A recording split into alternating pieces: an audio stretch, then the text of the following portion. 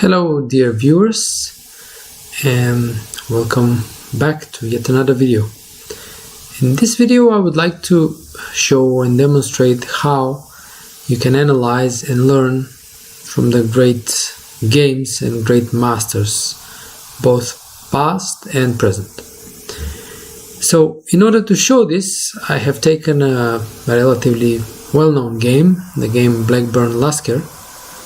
It has featured in the Shereshevsky book, and it features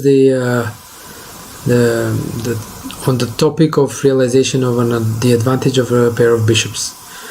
So analyzing this game, and in particular this position, I would like to show how you can delve more deeply into the secrets of the thought processes of the great players. So let's take a look at the current position. It's kind of obvious that black is much better.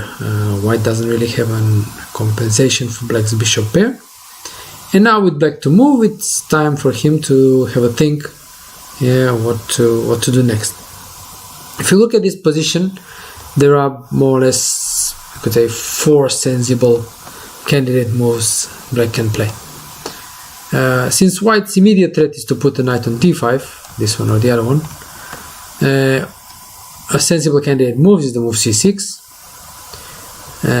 Next, knight c4 also makes sense, threatening knight e3 and more or less forcing white to exchange the bishop on e2 for the knight, leaving black with a pure 2 bishops against 2 knights position. A third move, sensible one also, is to exchange the rooks and play something like rook e8.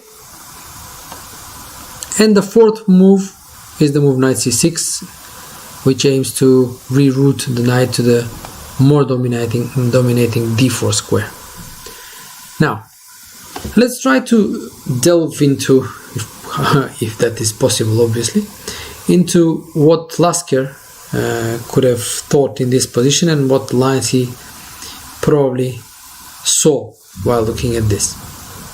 Now the move c6 suggests itself, so covering d5, limiting the knights and so on. But then the move knight a4 makes sense, try to take advantage of the weakened squares on the queen side. And then after this exchange, rook e8, let's say, knight c5, white is creating some sort of counterplay by attacking the pawns on the queen side. The line can be continued, but it gets pretty complex. For example, g5, knight h3, and now the key move is knight d7. And after some complications, black indeed does keep the advantage. So conclusion is that the move c6, while possible, is probably not ideal from a practical perspective because it invites some complications which black would rather avoid in this technical position. So another move, very sensible one, is knight c4. Okay, white is more or less forced to take because knight d5 falls to knight b2. So bishop c4, knight d5, bishop e5, with a very comfortable 2 bishops against 2 knights position.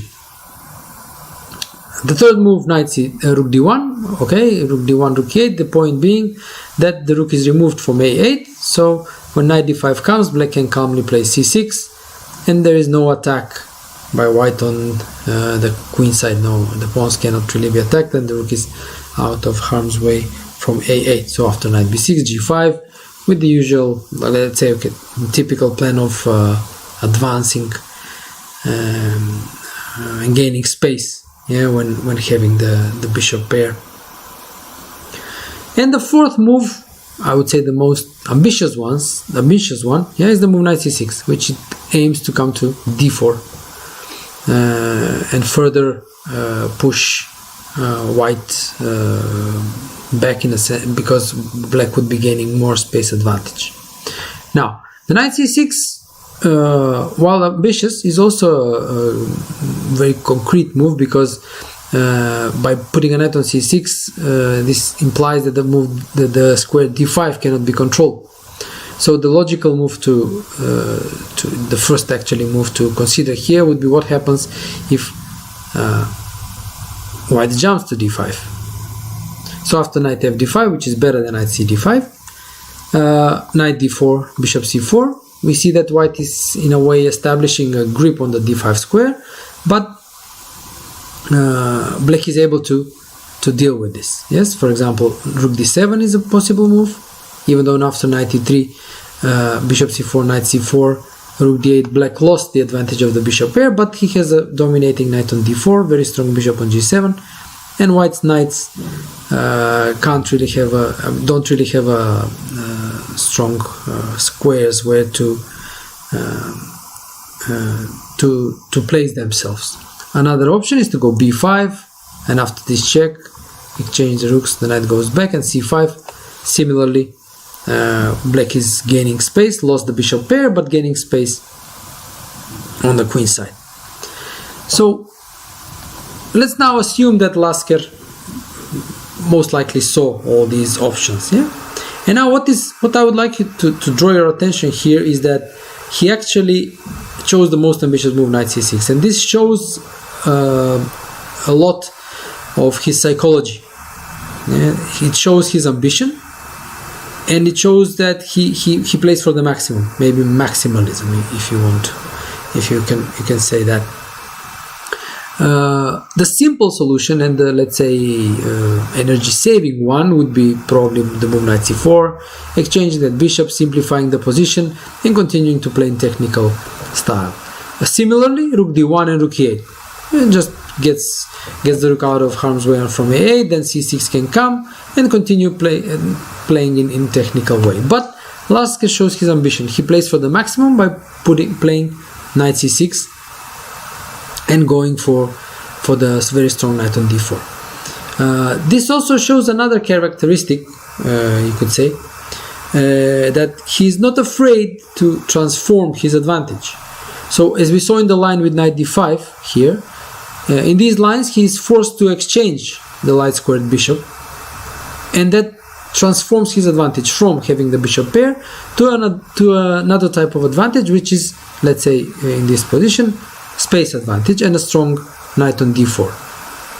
So this is very difficult for many players to do, transformation of advantage. Normally when we have one advantage, we tend to be inclined to stick to that one, whereas great players have always had this flexible attitude towards advantages, never fearing transformation of that advantage. So here we see that Lasker is actually not afraid to transform his advantage from one type to another. So this move, knight c6, as you can see from this analysis, shows quite a lot what lay below the surface, and shows quite a lot concerning the player's psychology and what he was trying to do in this position and this game, knight c6. So let's move a bit further, because there is another instructive moment which I'd like to draw your attention to, which also helps understand what is going on in the game. So after knight c6, white did not go for the knight d5 variation, but instead chose to go for simplifications: rook d8, rook d8, rook d1. And again, black has a choice. Nothing wrong with taking on d1 and just continuing to play with a pair of bishops. Also nothing wrong with jumping to d4. But Lasker again aims to play for the maximum and avoids the exchange rook e8.